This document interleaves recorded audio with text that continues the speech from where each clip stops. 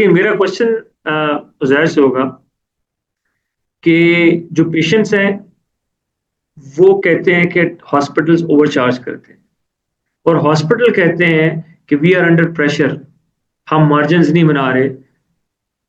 Who is right? Very difficult question Sachin साहब। लेकिन इसी मैंने जैसे पहले बात की थी ना कि we are in a catch 22 situation के इट्स अफोर्डेबिलिटी वर्सेस सस्टेनेबिलिटी। अब मैं अगर आपको एक छोटी सी एग्जांपल दूं कि जैसे हम कॉस्ट चेक कर रहे होते हैं पेशेंट्स तक, हमें वो कुछ कहीं ना कहीं ट्रांसफर आउट करनी पड़ती हैं। अब जब पेशेंट बिल देखता है ना, तो उसमें सबसे बड़ी कॉस्ट जो उनको नजर आ रही होती है वो जनरल हॉस्पिटल की होती है। जैसे अभी राजेश साहब बता रहे थे कि पीछे मेडिकेशन है, उसकी पूरी एक सप्लाई चेन है, रॉ मटेरियल नहीं आ रहा। अब अनफॉर्चुनेटली ऑल्दो हम पेशेंट को कभी भी कंज्यूमर नहीं कहते, हम पेशेंट को पेशेंट कहते हैं। लेकिन just for the sake of my argument I will say कि कुछ ऐसी कॉस्ट होती है जो मुझे कंज्यूमर तक ट्रांसफर करनी पड़ती है। अब एक हद तक आप पेशेंट को जस्टिफाई कर सकते हैं, एक हद तक आप पेशेंट को बता सकते हैं। और दूसरी चीज एक ये भी है कि देखें, जैसे हम बार बार आउट ऑफ पॉकेट एक्सपेंस की बात करते हैं, 85% टू 90% हमारा जो पेशेंट है वो कैश से पे करता है। वो इसलिए भी बर्डन ज्यादा पे करता है बिकॉज जनरली इंश्योरेंस का पाकिस्तान में कॉन्सेप्ट है ही नहीं। अगर आप इंश्योरेंस की तरफ जाना चाहते हैं तो अनटिल एंड अनलेस आपके एम्प्लॉयर की रिस्पॉन्सिबिलिटी नहीं है, एम्प्लॉय की कोई रिस्पॉन्सिबिलिटी नहीं है। जितने भी हमारे यहाँ पे बिजनेसेस चल रहे हैं लोकल, उसमें लोग काम कर रहे हैं, उनमें से कोई इंश्योरेंस की तरफ नहीं जाता।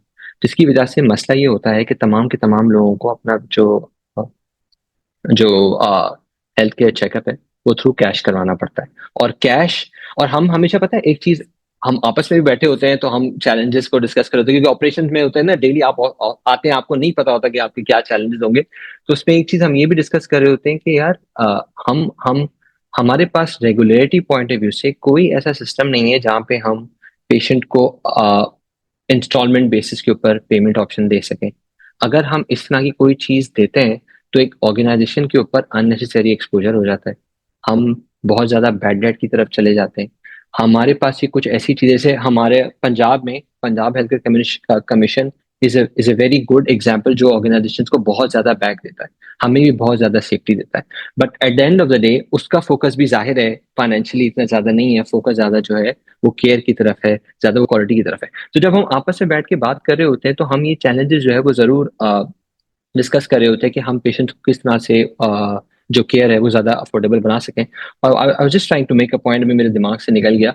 लेकिन I will get back to you as soon as I get. हाँ, सो मुझे याद आ गया। सो हम जब बात कर रहे थे हम ये कहते हैं कि जो जो पेशेंट अपनी हेल्थ के ऊपर खर्चा करते हैं ना, that's not a happy purchase, that's a distress purchase. So for example, अगर if you are very wealthy, if you belong to a very affluent family, आपकी फॉर एग्जाम्पल महीने की 1 करोड़ रुपए सैलरी है, you can easily afford 1-2 lakh रुपए का कोई भी प्रोसीजर जो आपकी हेल्थ से रिलेटेड है। You will still not like it although the fact that you can comfortably afford it, but you will still like यार नहीं, ये जो है ना, this is a expense that should not have been incurred, या मैं इसको डिले कर लेता, यार ये तो एक एक टोटल अनप्लान्ड चीज आ गई। सो ये जो एक डिस्ट्रेस डिस हैप्पी परचेज है ना, ये ऑल्सो जो है ना वो पेशेंट्स के लिए एक बड़ी वो होती है कि दे आर नॉट थिंकिंग कि at the end of the day it's on your health. if you're healthy you will be able to get that money back in say 10 days, 12 days, 20 days. so ये वो कुछ challenges हैं जो जो from a culture point of view भी हमारे अंदर जो है ना वो unfortunately built in हुए हैं।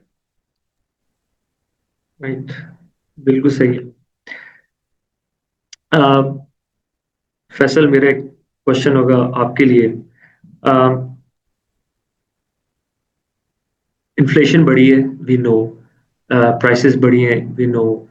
हमें पता है कि हमारी जो कॉस्ट ऑफ डूइंग बिजनेस है वो भी इंक्रीज हुआ है, और वो मार्जिनली इंक्रीज हुआ है अगर हम फॉर एग्जांपल 2020 से लेके 2025 या 26 देखें। लेकिन जो रिपोर्ट है वो पैकरा की, वो कहती है कि हमने जो हॉस्पिटल्स हैं उन्होंने क्रॉस प्रॉफिट जो है वो 2021 में फॉर एग्जांपल इट वाज 16.9%, और 2025 के अंदर वो तकरीबन 22.3% था ग्रॉस प्रॉफिट।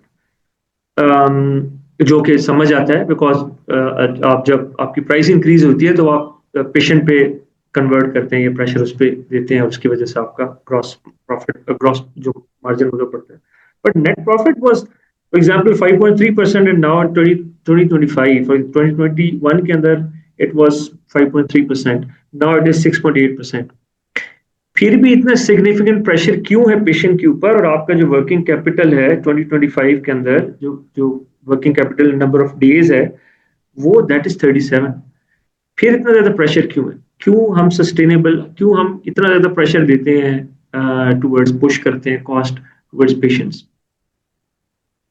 है इसमें जो मेजर जो इंक्रीज आया कॉस्ट में टू रन अ हॉस्पिटल, वो आया 21-22 के दौरान, जब हमारी डिवैल्यूएशन हुई, रुपी डिवैल्यूएशन हुई, जिसमें आपको याद होगा कि 105-150 रुपए का डॉलर होता था, जो कि एकदम जंप करके पहले वो तकरीबन 170 रुपए पे गया, फिर एक वक्त आया कि वो 300 रुपए पे चला गया।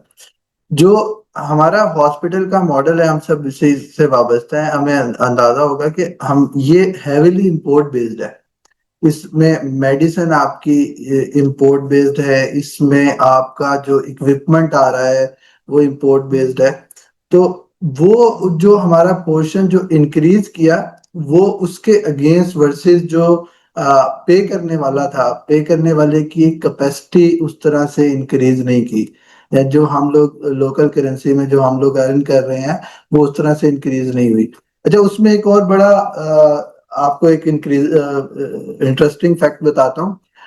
उसी वक्त जब और बिजनेसेस ने सफर किया, कमर्शियल बिजनेसेस ने, तो उन्होंने अपनी कॉस्ट कटिंग मेजर्स करते हुए अपने जो एम्प्लॉयज के हेल्थ बेनिफिट्स थे वो कट कर दिए। उसमें आपने, हम सब ने इसे विटनेस किया कि किसी ने ओपीडी कट कर दी, किसी ने उसमें लिमिट्स कट कर दी। तो उसकी वजह से जो वो प्रेशर आया ना, तो उसमें भी जो हेल्थ इंश्योरेंस कंपनीज थी वो बार्गेन करने चली गई हॉस्पिटल्स के साथ रेट्स पे। जब वो रेट्स पे बार्गेनिंग की गई और उसमें प्रॉब्लम्स आए, अगेन वो एक चीज है कि ज्यादा लोग ले रहे होंगे तो कॉस्ट सब पे शेयर हो जाएगी, कम लोग लेंगे तो कम लोगों पे ज्यादा कॉस्ट ट्रांसफर होगी। तो वो इस सिचुएशन में हमने फंस के वो थोड़ा सा अपना ये मॉडल काफी खराब कर लिया, जिससे हॉस्पिटल की अपनी जो कॉस्ट है वो कॉस्ट रिकवरी बहुत मुश्किल होगी।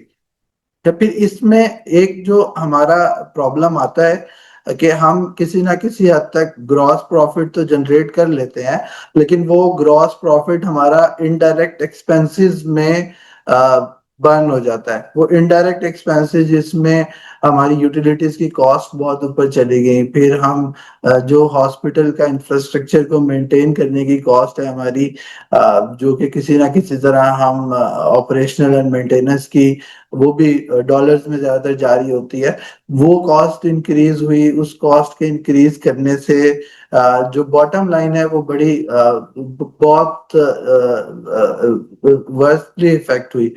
इसके बाद जो एक फैक्टर सबसे कॉमन है, गवर्नमेंट की कैपेसिटी। गवर्नमेंट की कैपेसिटी जो थी, बेसिकली जब आपका जो पब्लिक है, पब्लिक को अगर आपकी गवर्नमेंट की फैसिलिटी में कहीं ना कहीं वो एड्रेस हो रहा होता है, तो उसका रुझान होता है कि वो उस उधर से अपना काम चला ले और उसकी पॉकेट पे एक्सपेंस कम से कम आए।